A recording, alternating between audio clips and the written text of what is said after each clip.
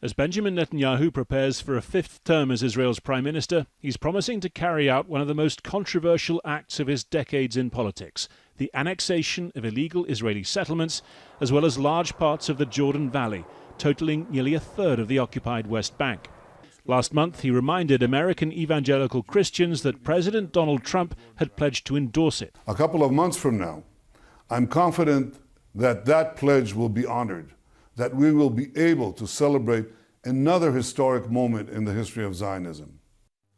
Netanyahu has made annexation pledges before, often during election campaigns, without following through. Some analysts suspect concerns over regional stability might make him hold off once again. But since the election, annexation talk has strengthened, not diminished. Netanyahu has built the policy into his coalition deal with his former rival Benny Gantz. And above all, there's been preemptive support from the Trump administration.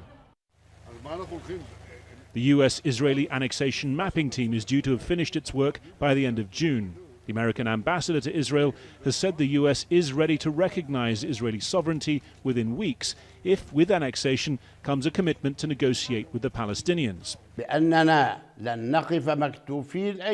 The Palestinian president, Mahmoud Abbas, says annexation would see him dissolve all agreements with the US and Israel, something that could collapse the Palestinian Authority and leave Israel with direct responsibility for the Palestinian people. It's a warning he's made before and not delivered on, but officials say this time is different. We know it is difficult. We know it is always a matter of survival, but we think that accepting such Israeli de facto is not a choice. You cannot live with such annexation.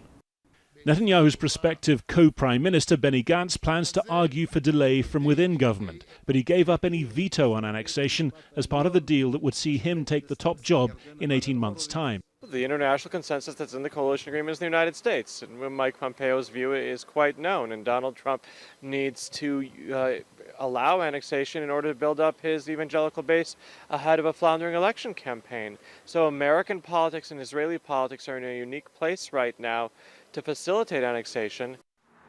European nations are reportedly considering sanctions. There's also the prospect of Jordan, Egypt and other Arab states pressuring the White House not to approve.